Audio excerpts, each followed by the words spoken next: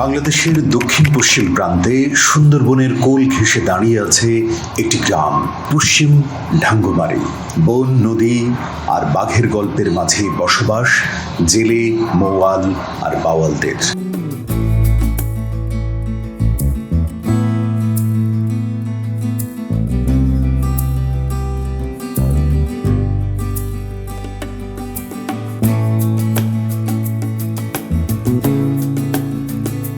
কিন্তু বিশ্বকাপ ফুটবল এলে এই দূরবর্তী গ্রামটিও জেগে ওঠে অন্য এক উন্মাদনায়।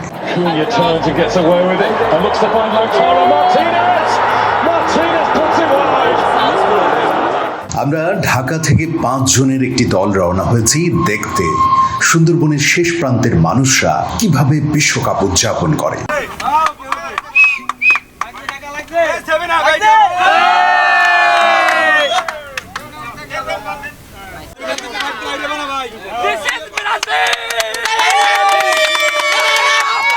সর্বপ্রথম এই এলাকার বাইরে থেকে কেউ আসে আছে খেলাটা দেখাচ্ছে, এছাড়া এইভাবে তো কেউ নিয়ে আসে না, এই প্রথম।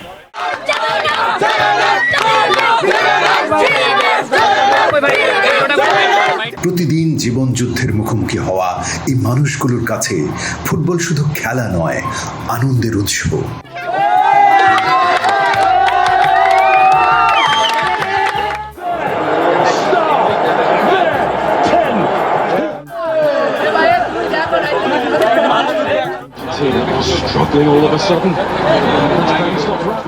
এই যে প্রযুক্তির মাধ্যমে যে খেলাটা দেখাচ্ছে, আমাদের এলাকায় আগে এভাবে কোনো খেলা দেখাইনি।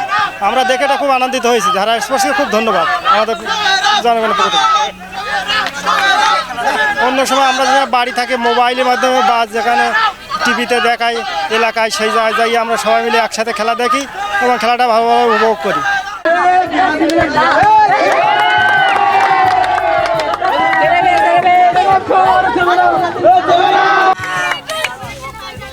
হাজার মাইল দূরের খেলা, কিন্তু আবেগ যেন এখানে।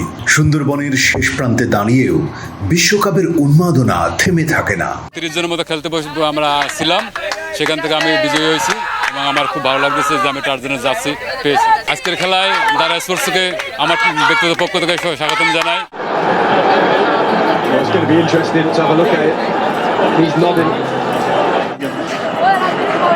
আমরা এই পর্দায় দেখতে আগে তেমন একটা দেখিনি, দু এক জায়গায় দেখাই দূরে, আমাদের ওই বাজুয়াবা এখান থেকে অনেক দূরে, সেখানে আমাদের যাওয়ার সুযোগ ঘটে না।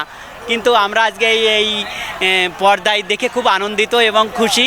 আমরা এরকম সুযোগ পেলে অবশ্যই এই আনন্দটা উপভোগ করতে পারি। আর আমরা আমাদের আজকে যারা এখানে এই পর্দাটা দেখানোর ব্যবস্থা করেছে ধারা স্পোর্টস, আমরা তাদের শুভকামনা করছি এবং তারা যেন তাদের এই প্রোগ্রামটা চালিয়ে যান এবং আমাদের মতো গ্রামের লোকজনদের একটু আনন্দ দিতে পারেন। বন, নদী আর সংগ্রামের জীবন পেরিয়ে ফুটবল এখানে মানুষের স্বপ্ন, আনন্দ আর একতার গল্প বলে।